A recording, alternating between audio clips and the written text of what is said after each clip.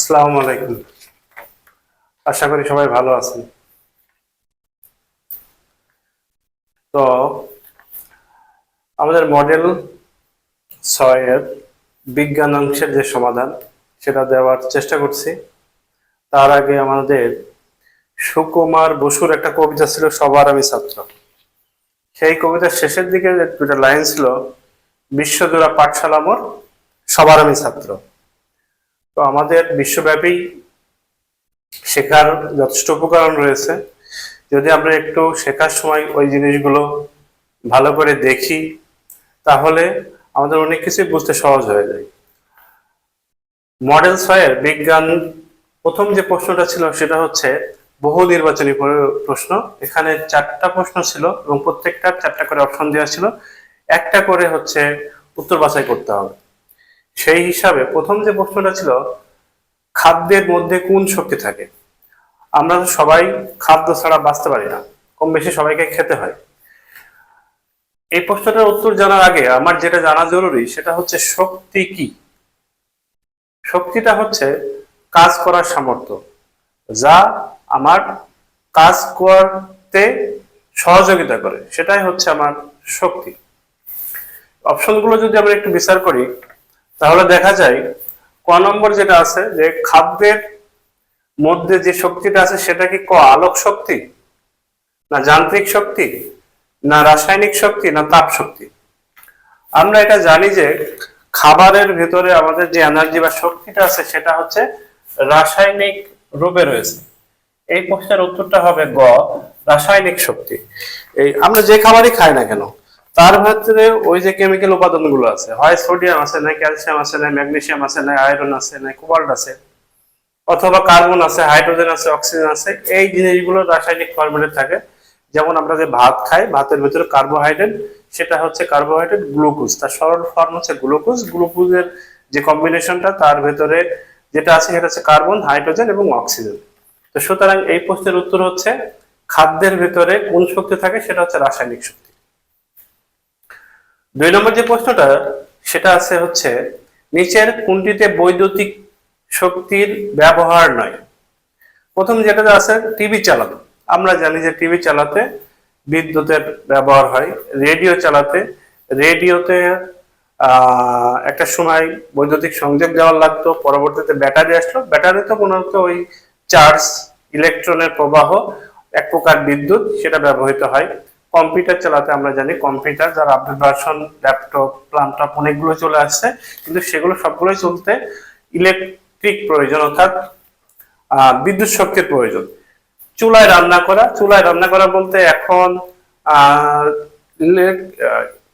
বিদ্যুৎ ব্যবহার করা হচ্ছে, যেমন রাইস কুকার, কারি কুকার, তারপর হচ্ছে আরো অনেকগুলো আছে যেগুলো হচ্ছে আপনার বিদ্যুতে ব্যবহার করা হয়। কিন্তু এখানে চুলা বলতে সাধারণত আমরা যে জ্বালানি ব্যবহার করে যে রান্না করি সেই চুলাটার কথাই বলা হচ্ছে। সেই হিসাবে আমার এখানের যে প্রশ্নটা, সেই প্রশ্নের উত্তর হচ্ছে এটা, যে চুলায় রান্না করতে বিদ্যুতের প্রয়োজন হয় না। 3 নম্বর যেটা আছে, সূর্য আমাদের কোন ধরনের শক্তি দেয়? আমরা জানি যে বিজ্ঞানের ভাষায় সূর্য হচ্ছে সকল শক্তির মূল। যদি সূর্য না থাকতো তাহলে প্রাণী জগতের অনেক কিছুই অস্তিত্ব থাকতো না। সেই হিসাবে আমরা জানি যে সূর্য হচ্ছে সকল শক্তির মূল। সূর্য আমাদের যেটা দেয় সেটা হচ্ছে তাপ এবং আলোক শক্তি। কারণ সূর্যের যে রশ্মিটা আসে সেটা হচ্ছে একসাথে তাপ এবং আলো দুইটাই বয়ে নিয়ে আসে, আমরা জানি। আর রাতের আধার কেটে গেলে আলোক দিনের দেখা মেলে, তার অন্যতম কারণ হচ্ছে এই যে আলোক শক্তি। আলো কি করে? অন্ধকারকে দূর করে দেয়, এই কাজটা করে। সুতরাং এটার উত্তর হচ্ছে গ, তাপ এবং আলোক শক্তি। 4 নম্বর যেটা আছে সেটা হচ্ছে পেট্রোল, তেল, গ্যাস কোন শ্রেণীর শক্তির উৎস? আমরা জানি এগুলো হচ্ছে জীবাশ্ম জ্বালানি। এগুলো অনেক দিন মাটির নিচে উচ্চ চাপে থাকার ফলে তৈরি হয়। আর প্রাকৃতিক শক্তি অনেকেই দেখি যে প্রাকৃতিক শক্তি দিয়েছে, প্রাকৃতিক শক্তি অ্যাকচুয়ালি এগুলো না।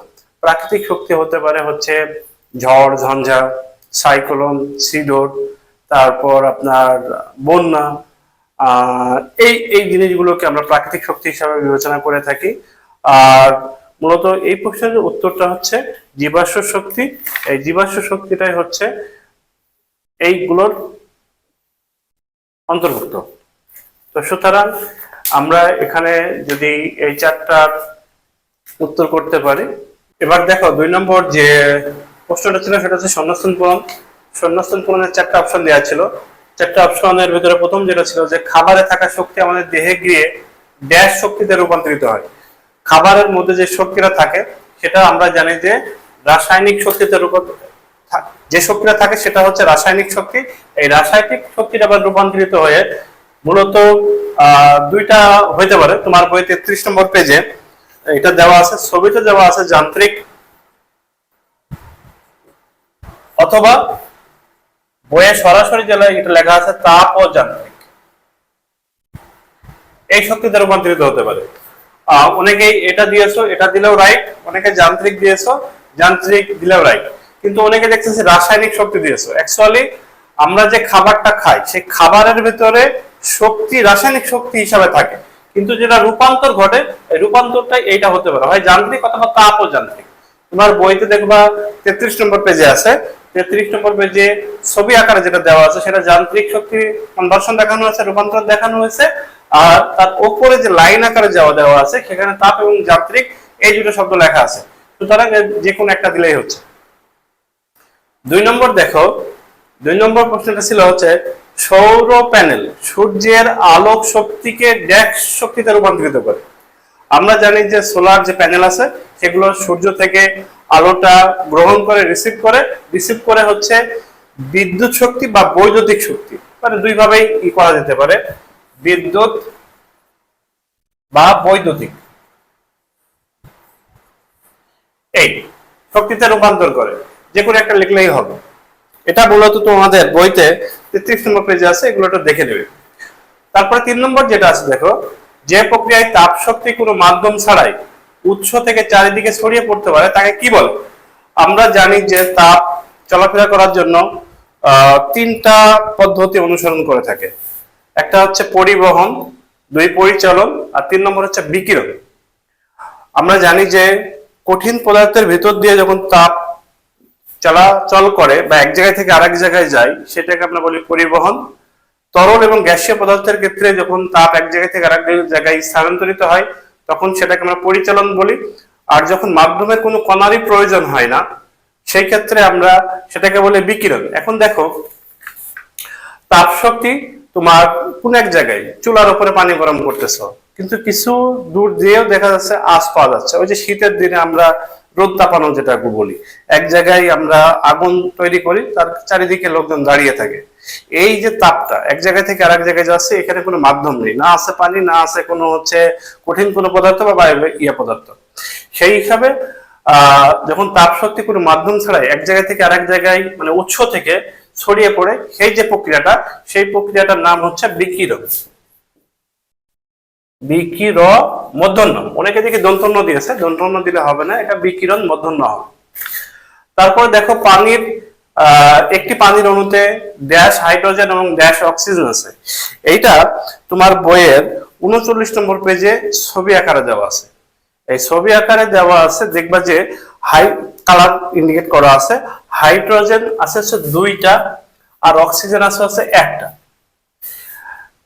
এটা তোমার বইয়ের 39 নম্বর পেজে ছবি আকারে দেওয়া আছে, ওখান থেকে তোমরা দেখে নেবে। ছবি আকারে দেওয়া পাশাপাশি বর্ণনা করা আছে, এটা ওখান থেকে দেখে নেবে। এটা ছিল মূলত এই 4টা হচ্ছে শূন্যস্থান পূরণ। এই 4টা যারা যান্ত্রিক অথবা তাপ ও যান্ত্রিক লিখছে আমি তাদের মুখে মার্কস দিয়েছি। যারা বিদ্যুৎ বা বৈদ্যুতিক যে শব্দে লেখক না কেন, অনেকে বিদ্যুৎ লিখছে অনেকে বৈদ্যুতিক লিখছে, দুইটাই রাইট। এটাতে হবে বিকিরণ। বিকিরণ অনেকে দেখছি দন্তন্য লিখছে, এটা হচ্ছে মূর্ধন্য হবে। বিকিরণ শব্দটার মূর্ধন্য হবে, দন্তন্য দেওয়া যাবে না। পানির একটি অণুতে 2টা হাইড্রোজেন এবং 1টা অক্সিজেন আছে। আমি যদিও তোমাদের ক্লাসের সাথে এটা সামঞ্জস্যপূর্ণ না, আমি যদি পানির সংখ্যাটা লিখি তাহলে সেটা হবে হচ্ছে H2O। দেখো এখানে 2টা হাইড্রোজেন এবং 1টা অক্সিজেন পরমাণু রয়েছে। এগুলো তোমাদের ক্লাসের স্ট্যান্ডার্ড না, সুতরাং ওইদিকে আরেকটু বড় হলে যেতে হবে। এবার 3 নম্বর দেখো, 3 নম্বর দেওয়া আছে হচ্ছে এক কথায় উত্তর। এগুলো যদি একটা কথাতে লিখতে পারো দ্যাটস এনাফ, অথবা অনেকে দেখি বাক্য তুলে লিখছে, তাতে কোনো সমস্যা নেই। যেটা বলতেছে যে সৌর ক্যালকুলেটর কোন শক্তিতে চলে? সৌর ক্যালকুলেটর এগুলো তোমরা এখন ব্যবহার করো কিনা জানি না, আমরা একটা সময় ব্যবহার করতাম। এখন ওই ক্যালকুলেটরের উপর একটা স্বচ্ছ স্থান থাকতো, ওটা হচ্ছে যখন মেঘ হতো বা কয়েকদিন ধরে হচ্ছে তোমার বৃষ্টি হয়েছে, ক্যালকুলেটরে আর ঠিক মতো ডিজিট গুলো আসতেছে না।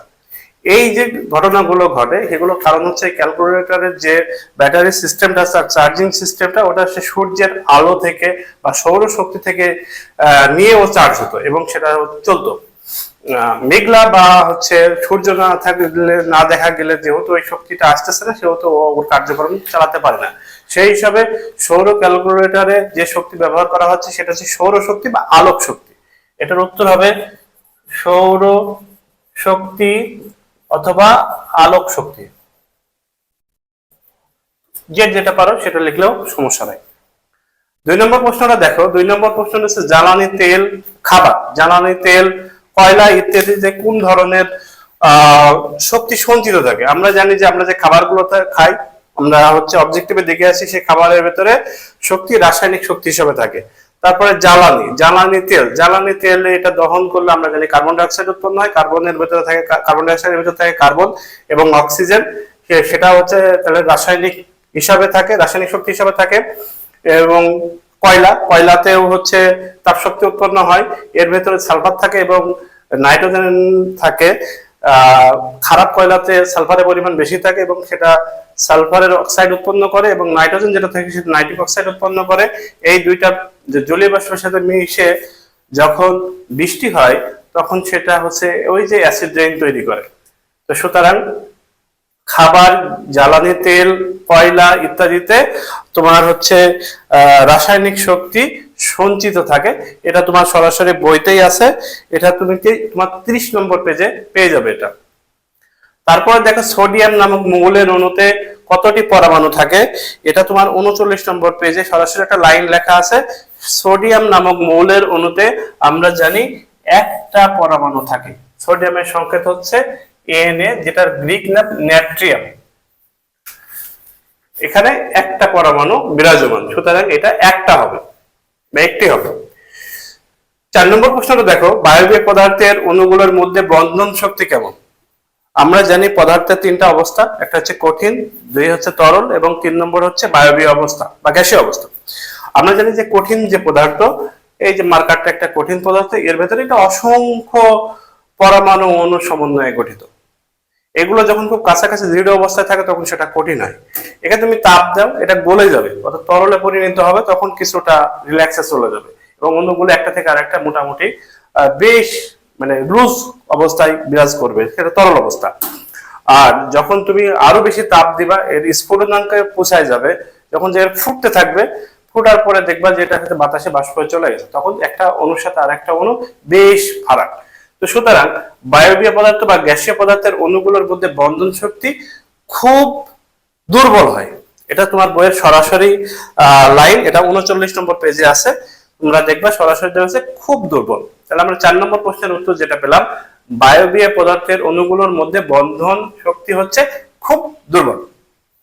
লাস্ট ওয়ান, 5 নম্বর যে প্রশ্নটা সেটা ছিল যে কোন প্রক্রিয়াতে চাঁদ, তারা এবং সূর্য থেকে আলো আসে? ওই যে আমি হচ্ছে একটা বর্ণনা করলাম যে এই যে বিকিরণ পদ্ধতি, এই বিকিরণ পদ্ধতির কোনো মাধ্যম লাগে না।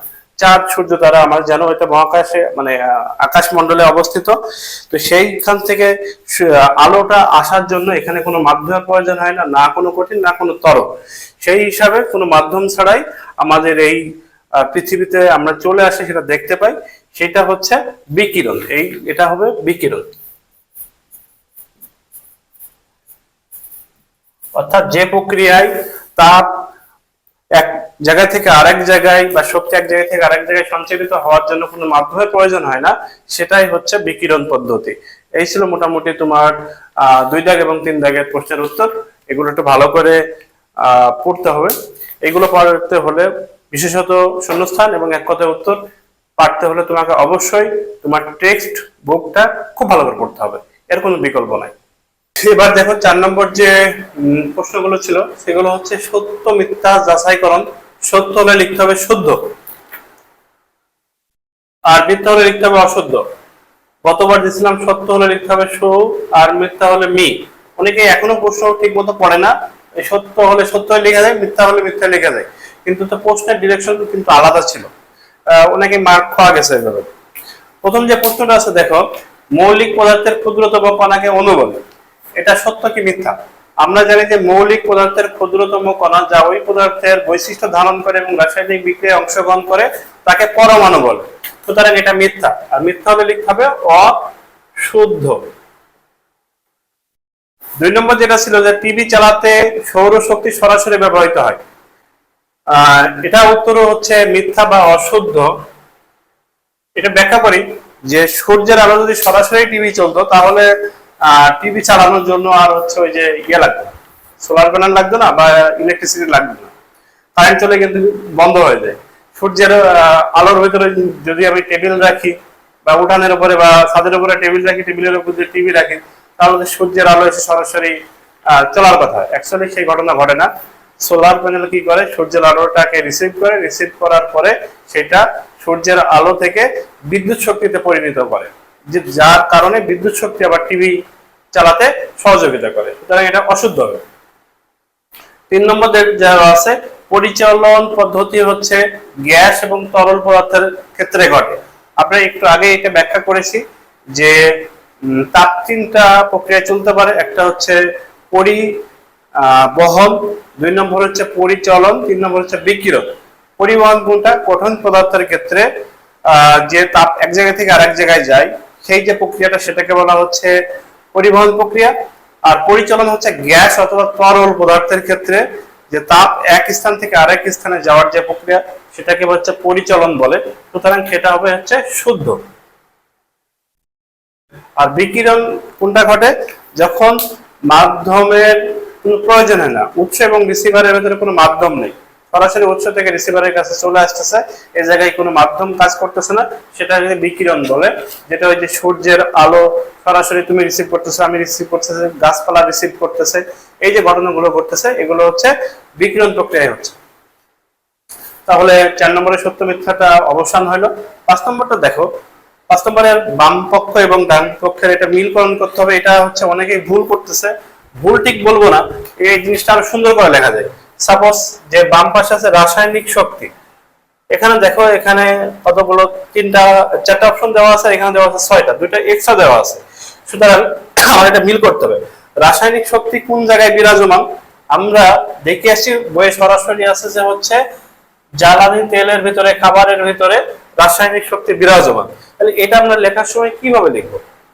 এটা এখন লেখার সময় লিখতে পারি যে পাশের, সাপোজ তুমি হচ্ছে এটা ক করবা, তাহলে ক প্লাস এইচআর, এটা ব্র্যাকেট ক্লোজ করে হালকা একটা হাইফেন মতো দিয়ে তুমি এই বাক্যটা লেখার পরে এই বাক্যটা লিখবা, পর্যায়ক্রমে একটার পর একটা চলে যাবে। তাহলে কর সাথে আমার হবে হচ্ছে 4, উত্তর হচ্ছে এটা। যান্ত্রিক শক্তি, যান্ত্রিক শক্তি এটা মেকানিক্যাল এনার্জি, এটা হচ্ছে শক্তির একটা অ্যাপ্লাইড ফর্ম। দেখো এটা অনেকেই এটা লিখছে যে বাতাস লিখছে, যান্ত্রিক শক্তি বাতাসের সাথে মিলাইছে। অ্যাকচুয়ালি বাতাসের যান্ত্রিক শক্তির এটা হবে না, কারণ বাতাস কি করে, টারবাইন ঘুরায় বিদ্যুৎ উৎপন্ন করে, ওই বিদ্যুৎ শক্তিটা আবার যান্ত্রিক শক্তিতে রূপান্তর করে। আর আমি যদি যান্ত্রিক শক্তিটা সরাসরি এই যে শরীরের পেশি, শরীরের পেশি অর্থাৎ হাত, এইটা আমার কি করে, এটা হচ্ছে আবার যে কোনো কাজ যেটা যন্ত্র যেটা করতে পারে, এটা মোটামুটি ভাবে মানে কাছাকাছি হিসাবে সেটা করতে পারে। যেমন আমি হাত দিয়ে বোর্ডটাকে সরাতে পারি, আবার যন্ত্র দিয়ে এটা সরাতে পারি। হ্যাঁ, তো এই জন্য এটার হচ্ছে যান্ত্রিক শক্তির যে ইয়াটা হবে, উৎসটা হবে, সেটা হচ্ছে শরীরের পেশি, এর সাথে মিল হবে এটা। তাপ শক্তি, এখন তাপ শক্তি দেখো কেউ কেউ সূর্য দিছে, আবার কেউ কেউ চুলার আগুন দিছে। অ্যাকচুয়ালি আলো শক্তির মেন যে উৎস সেটা হচ্ছে এটা সূর্য, আর তাপ শক্তি যেটা হচ্ছে সেটা হচ্ছে চুলা। তাহলে আমার তাপ শক্তির জন্য যেটা এই উৎসটা হচ্ছে চুলার আগুন, চুলার আগুন থেকে আমরা তাপ পাই, সূর্য থেকেও পাই, কিন্তু এখানে মোর অ্যাপ্রোপ্রিয়েট হচ্ছে চুলার আগুন। আর আলো শক্তি এর যে মেন অপশন সেটা হচ্ছে সূর্য, এটা এই জায়গায় দিতে হবে। তাহলে আমার কাছে দেখো এখানে 2টা অপশন এক্সট্রা দেওয়া আছে, এটা হচ্ছে পানি, এটাকে আমি ব্যবহার করতে পারিনি, আর একটা হচ্ছে বাতাস। এই মিলকরণ গুলো পারতে হলে তোমাকে টেক্সট বুকটা খুব ভালো করে পড়া থাকতে হবে। টেক্সট বুক ব্যতি রেখে তুমি এটা মিলাতে পারবে না, কনফিউশন লেগে যাবে। অনেকেই ভুল করছে, খুব সিলি বিষয়ে ভুল করছে। এবার যদি আমরা 6 নম্বর প্রশ্ন দেখি, 6 নম্বর প্রশ্ন ছিল সংক্ষিপ্ত প্রশ্ন, যা 3টার ভিতরে 2টা অ্যান্সার করতে হতো। প্রত্যেকটার মান হচ্ছে 2.5 করে, সম্ভবত 2.5, 2.5। ইয়েস। তো দেখো, প্রথম প্রশ্ন আছে হচ্ছে পরমাণু কি? অক্সিজেনের একটি অণুতে কয়টি পরমাণু থাকে? পরমাণু হচ্ছে এটা অণুর থেকে ক্ষুদ্র, তোমার বইয়ে যেটা আছে অণুর থেকে ছোট ক্ষুদ্র অংশ যে কণা, সেটা হচ্ছে পরমাণু। অ্যাকচুয়ালি এর খুব সুন্দর একটা উত্তর এভাবে হতে পারে যে মৌলিক পদার্থের ক্ষুদ্রতম কণা যা ওই পদার্থের বৈশিষ্ট্য ধারণ করে, অনেক সময় রাসায়নিক বিক্রিয়ায় অংশগ্রহণ করে, তাকে হচ্ছে পরমাণু বলে। যেমন ধরো আমরা যে গোল্ড, সোনা, পরা, এই যদি এগুলো প্রতীক তোমাদের ক্ষেত্রে এখন ব্যবহার করা উচিত না, তারপরে আমি বোঝানোর ক্ষেত্রে এখানে একটু করছি। এই সোনাকে তুমি যতই খন্ড খন্ড খন্ড করো না কেন, তুমি ওই সোনাই পাবা। যখন স্টেজ একেবারে অবস্থায় আসবে, সোনাকে এখানে একটা অনুর পর আস্তে আস্তে পরমাণু, পরমাণুকে যখন ভেঙে এখানে 3টা পদার্থে পরিণত হয়, যে আরো কণায় পরিণত হবে, সেটা হচ্ছে ইলেকট্রন, প্রোটন আর হচ্ছে নিউট্রন। এই যে এই পর্যায়ে যাওয়ার আগে ততক্ষণ পর্যন্ত পরমাণু থাকতেছে যা হচ্ছে এই স্বর্ণের বৈশিষ্ট্য বহন করে এবং রাসায়নিক বিক্রিয়ায় অংশগ্রহণ করার জন্য এটাই অংশগ্রহণ করে। এটাই হচ্ছে পরমাণুর অ্যাপ্রোপ্রিয়েট সংজ্ঞা। তোমরা হয়তো আরো একটু বড় হলে এগুলো আরো ভালো করে জানতে পারবো। তারপরে দেখো, অক্সিজেনের একটি অণুতে কতটি পরমাণু আছে? আমরা জানি যে হচ্ছে অক্সিজেন একটা গ্যাস, আর গ্যাসীয় পরমাণুগুলো সবসময় গ্যাসীয় যে একটা অণু, সেটা হচ্ছে দ্বিপরমাণু হয়ে থাকে।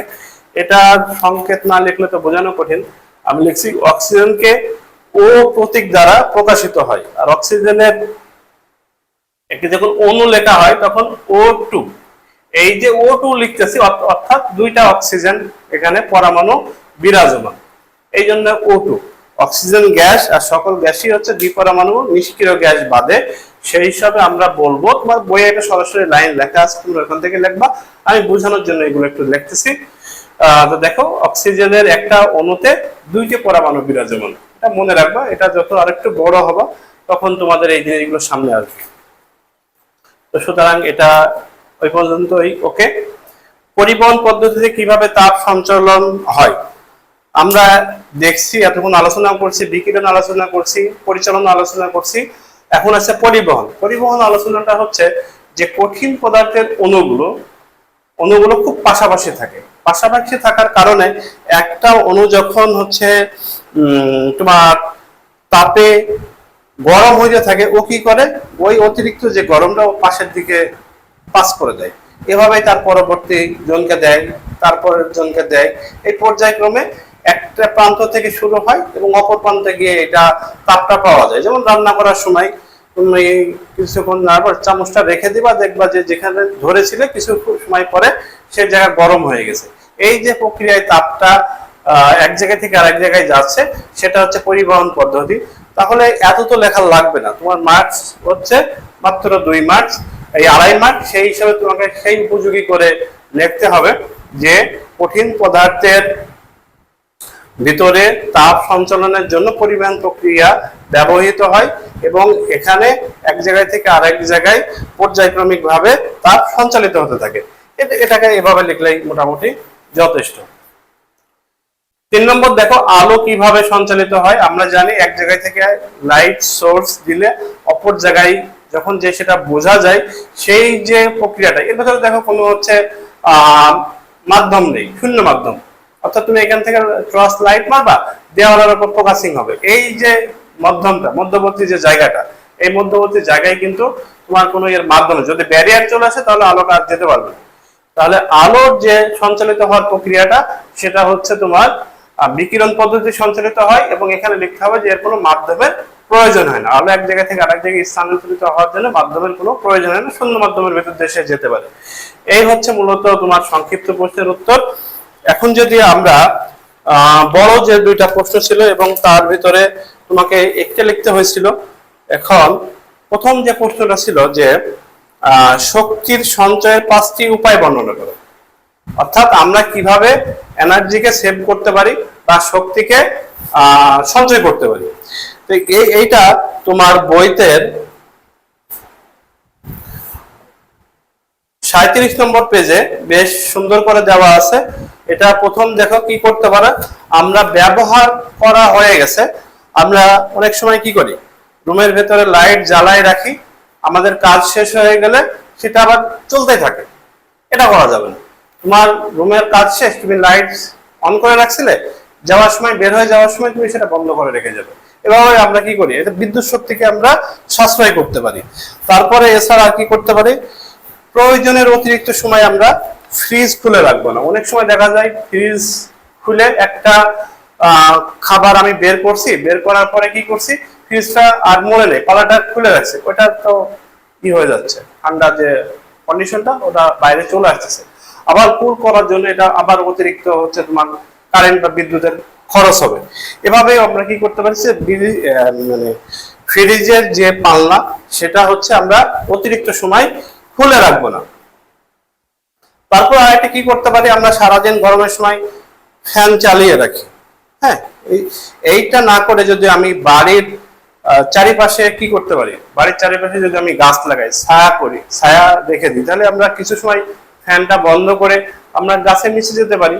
গাছের নিচে যে আমরা ওখানে রেস্ট করতে পারি, কারণ গাছ থাকা এবং না থাকা দুই জায়গার মধ্যে তার তাপমাত্রা পার্থক্য প্রায় 3 ডিগ্রি হয়। কিছুদিন আগে যশোর ঝিনাইদহ রোড যেটা, ওটা তো রাস্তা প্রশস্তকরণ করার কারণে বেশ কিছু গাছ কাটতে হয়েছে। কাটার কারণে ওটা দুইটা দেখলাম যে কম্পেয়ার করছে যে গাছ থাকার সময় টেম্পারেচার কেমন ছিল আর গাছ কেটে ফেলার সময় টেম্পারেচারটা কেমন। ওখানে কম্পারিজনে দেখা যাচ্ছে যে প্রায় 3 ডিগ্রির আপ ডাউন আছে। সুতরাং আমরা কি করতে পারি, আমরা এই যে ফ্যান দীর্ঘ সময় না চালিয়ে আমরা গাছ লাগিয়ে ছায়া তৈরি করে সেখানে আমরা রেস্ট করতে পারি, এই কাজগুলো করতে পারি। তারপরে অনেক সময় আমরা দেখা যায় যে দিনের বেলায় বৈদ্যুতিক বাল্ব রুমের ভেতর জ্বালিয়ে রাখি। এই কাজটা না করে আমরা কি করতে পারি, আমরা জানলাগুলো খুলে দিতে পারি, জানলার পর্দা থাকলে সেগুলো সরিয়ে দিতে পারি, তাহলে আমার কাজ হচ্ছে লাইট চালাতে হবে না। এভাবেও আমরা হচ্ছে এনার্জি বা শক্তিকে সাশ্রয় করতে পারি। আর একটা জিনিস হচ্ছে যে আমরা এক জায়গায় থেকে আরেক জায়গায় যাওয়ার জন্য কি ব্যবহার করি, অটো ব্যবহার করি, মোটরসাইকেল ব্যবহার করি, যানবাহন, বিভিন্ন রকম যানবাহন ব্যবহার করি। তো চেষ্টা করা যাইতে পারে যে কাছাকাছি যে জায়গাগুলো সেগুলো যদি সম্ভব হয় পায়ে হেঁটে যাওয়া অথবা বাইসাইকেল ব্যবহার করা। এভাবে আমার মনে হয় 5টা অপশন আমি আলোচনা করে ফেলছি। এটা তোমার বইয়ের 37 নম্বর পেজে খুব সুন্দর করে দেওয়া আছে। অনেকেই খুব ভালো লিখেছে, আমি তাদের পূর্ণাঙ্গ মার্কস দিয়েছি। আমি নিজেও পড়ে অত্যন্ত আনন্দিত হয়েছি। অনেকের খাতায় তো আবার এক্সিলেন্ট, গুড লিখে দিয়েছি। তো তোমরা এটা করতে পারো। আর সর্বশেষ যে কোশ্চেনটা ছিল যে যখন হাঁড়িতে ভাত রান্না করা হয় তখন তাপ কিভাবে সঞ্চালিত হয়, এই প্রশ্নটা একজন ভালো করে লিখছে, বাকি আমার খাতাগুলো যারা লিখছে খুব বেশি আমার পছন্দ হয় নাই। কারণ সবাই এই পরিবহনটাকে প্রাধান্য দিয়েছে, এর ভেতরে যে এই পরিচালনটাকে প্রাধান্য দিয়েছে, এর ভেতরে যে পরিবহন প্রক্রিয়াটা ঘটে সেটা অনেকেই এড়িয়ে গেছে। একটা জিনিস খেয়াল রাখো, যখন আমরা হাঁড়িতে ভাত রান্না করি তখন কি করি, চুলার উপরে আমরা হাঁড়ি দিই, হাঁড়ি দেওয়ার পরে তারপরে তার ভেতর পানি, চাল ধৌত করে দিয়ে দিই, তারপরে আমরা হচ্ছে জ্বালানি দিয়ে জাল দেওয়া শুরু করি। প্রথমে যেটা হয়, প্রথমে তো পানি গরম হয়ে যায় না, প্রথমে যে জিনিসটা হয় সেটা হচ্ছে হাঁড়ি বা পাত্র, ওটা তো নিজে নিজে গরম হয়, ওটা তো কঠিন পদার্থ। কঠিন পদার্থ কি হয়, অণুগুলো খুব কাছাকাছি থাকে, এক তাপ একটা অণু থেকে আরেকটা অণুতে এভাবে পর্যায়ক্রমে সামনে এগাইতে থাকে, একসময় হাঁড়িটা গরম হয় বা পাত্রটা গরম হয়। ওই গরমটা কি করে, ওর ভিতরে যে তরল পদার্থ আছে, পানি আছে, সেই পানিটাকে তোমার হচ্ছে ওই হিটটাকে পাস করে, তাপটাকে ওইদিকে সঞ্চালিত করে দেয়। এই নিচে যে পানির পাত্র সংলগ্ন যে পানিটা, সেই পানিটা আগে গরম হয়, গরম হওয়ার পরে মানে গরম যেটা হয় তখন সে হচ্ছে হালকা হয়ে যায়, উপরে থেকে ভারী আর নিচে থেকে হচ্ছে হালকা। এভাবে কি হয়, এই নিচের পানিটা উপরের দিকে উঠে যায় আর উপরে যে ভারী পানিটা থাকে বা ঠান্ডা তুলনামূলক ভাবে সেটা আবার নিচে চলে আসে। এভাবে এই প্রক্রিয়া সম্পন্ন হইতে থাকে। তাহলে এখানে দেখো তুমি খেয়াল করো দুইটা প্রক্রিয়া সংঘটিত হচ্ছে। একটা হচ্ছে প্রথমে চুলা থেকে যে তাপ সেটা হচ্ছে হাড়ি গ্রহণ করতেছে এবং সে নিজে উত্তপ্ত হচ্ছে, তারপরে সে তরল পদার্থের কাছে পাস করতেছে বা সঞ্চালন করতেছে। অর্থাৎ কঠিন পদার্থের ভেতরে আমরা জানি পরিবহন প্রক্রিয়ায় সব তাপ সঞ্চালিত হয়, এবং তরল বা গ্যাসীয় পদার্থের ভেতরে তাপ যে সঞ্চালিত হওয়ার প্রক্রিয়াটা সেটা হচ্ছে পরিবহন। তার এক্ষেত্রে পরিবহন এবং পরিচালন দুইটা প্রক্রিয়াতেই সংগঠিত হচ্ছে। এভাবে লিখতে হবে। একটা ছেলে খুব ভালো লিখছে, সান্নিধ্য সম্ভবত সে, তার খাতাটা আমার খুব ভালো লেগেছে। তো এই হচ্ছে মোটামুটি তোমার মডেল 6 এর বিজ্ঞানের সলভ, যতটা সম্ভব দিতে পারলাম। তারপরে যদি কারো কোনো কোশ্চেন থাকে অবশ্যই জানাবো, আলোচনা করা যেতে পারে। সকলের প্রতি প্রীতি, শুভেচ্ছা, ভালোবাসা রইল। ধন্যবাদ। আসসালামু আলাইকুম, সবাই ভালো থাকবেন।